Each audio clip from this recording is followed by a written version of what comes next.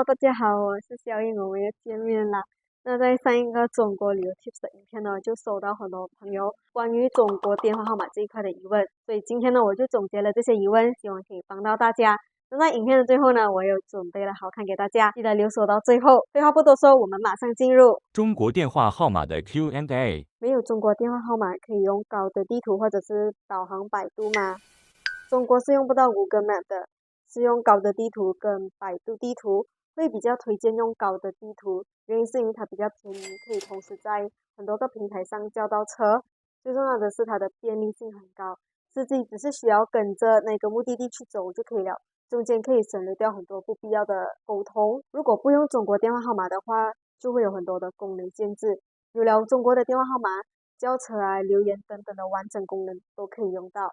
凌晨到机场还可以买到电话卡吗？这个有点难讲，因为不是所有的电话店都是24小时都开门的，会比较建议用 eSIM，因为 SIM 卡你要拆那个卡才会比较麻烦。eSIM 的话，你只是需要在你的电话按几下，你就可以拿到一个号码，还可以上到网的。那关于这一方面呢，我们后面会讲到，可以用外国号码在滴滴打车吗？可以，要提前开数据漫游，就是 data roaming。去 WeChat 搜索滴滴打车，关注叫车，然后注册。我试过注册是没有问题的，但是我没有真正在中国用过滴滴打车来叫车。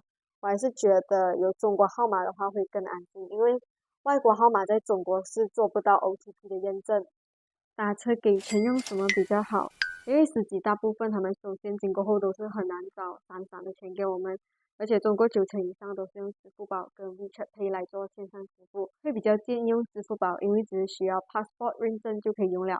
反而 WeChat Pay 的话，需要开通中国银行户口才能够使用。如果是一个人去中国旅行的话，就一定有一个中国电话号码，就会比较方便。如果是一大班朋友去的话，可以都有电话号码，或者是有一些人就用数据卡。他们的价钱相差也不会很大。中国的电话号码带来的方便，不只是在旅游的时候而已，他们可以带来的用途也是非常多的。有全新中国电话号码的好处。旅游方面，高德地图可以拿来叫车，随时出行，价格多样，选择自由，可以选择拼车、专车等多种服务，根据需求选择最适合的出行方式。摩拜单车可以共享自行车，短途出行的最佳选择，随用随停，方便捷快。特别适用于城市内短行出行和旅游景点的游玩。共享电动车适合中长途出行，无需等待，迅速到达，适合日常通勤和郊外出行，节省时间成本。交管12123，车辆违章处理和提醒，不需要东奔西跑，线上就可以处理。12306可以预先购买高铁乘车票。娱乐方面有 QQ 音乐。畅听华语歌坛，支持下载离线听歌，歌单同步，还可以激活手机游戏，非常方便。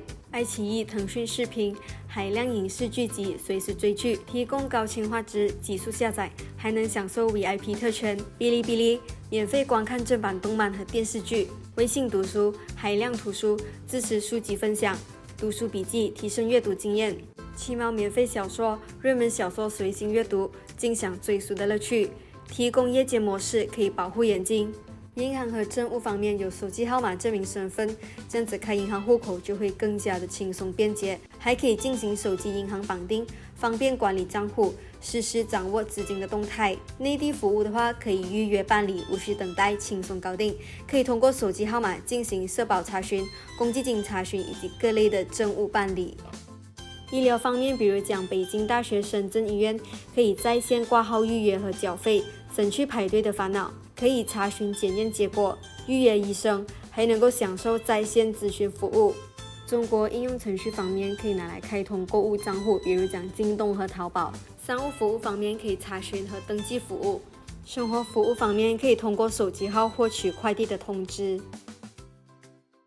中国的某一些 app 呢，他们就会很注重用户的评论还有留言，所以为了防止这些评论跟留言，会针对在那个注册账户上有使用记录的电话号码做出拦截或者是封锁。这样子曾经有使用记录的这个电话号码呢，它就会在注册上面有很多的问题，这是一个很普遍的问题来的。这样解决方法就是打电话给那个 app 的客服人员，就是他们的 customer service，做出人工解锁。而中国市面上的通讯商，他们不会随便对普通的客户开放全新的中国电话号码，因为他们的电话号码是有一个上限的，总会有重复的。那这个时候eSend就是你最好的选择。我们一起来看看eSend到底可以以怎样最快的方式和最短的时间里面获得一个全新的中国电话号码。eSend的一拨通是一个只是需要经过 WeChat 的公众号就可以获得一个全新的中国电话号码的服务，不需要 SIM 卡就可以无限的接收短信，省掉插卡的麻烦，只需要 WeChat 开通就可以了，不需要签约，而且收费非常的弹性，最低1个月，最长高达3年，而且不需要昂贵的维持费。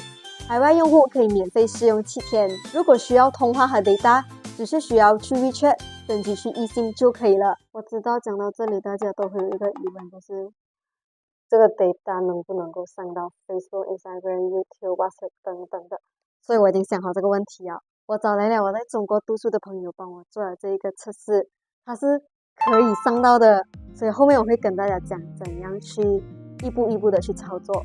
如何通过eSend获得中国号码？首先在 WeChat 搜索eSend，记得关注他们的公众号，点击下面的一拨通的登记开通服务，这里可以选择语言，点击中国内地号码，全新手机号码登记，填写个人资料。这里的优惠码记得填写 HK0007， 购买任何的中国号码都会加送30天的有效期。资料没有问题的话，按确定就可以了。这里选择一个号码，再次确定资料没有误，然后同意 Terms and Conditions， 选择支付方式，填写付款资料。这里就算它不能够核实你的地址，你也是可以按继续的。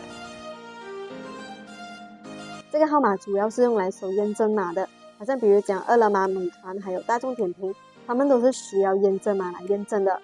这个电话号码的基本服务不包括通话还有 data， 纯粹就是收 SMS 还有验证码。这个号码可以帮助我们在申请任何的账户都非常的顺利。如何升级去eSIM并开通？一样是来到这里，选择升级登记，选择机型、配套，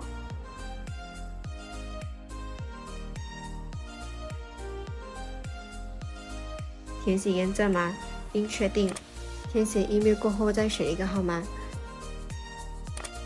同意 Terms and Conditions， 然后就是和刚刚一样的付款步骤。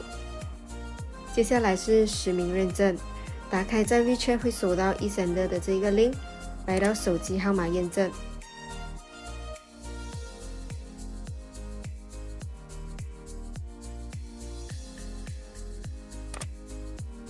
把 passport 的照片传上去就可以了。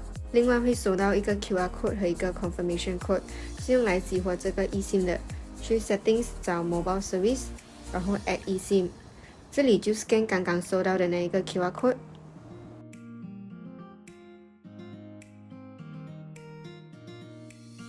加好了eSIM过后，就去开它的 data roaming， 然后就可以上到网啦。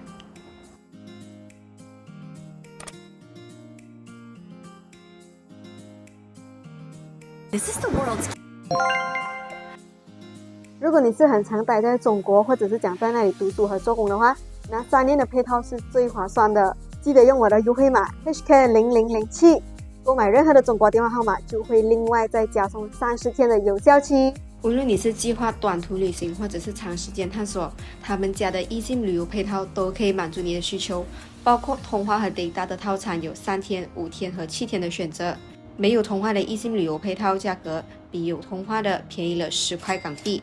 如果你只是需要 data， 除了有这里的配套，也有1天、2天、4天、8天、14天以及30天的选择，让你灵活应对不同的旅游时间。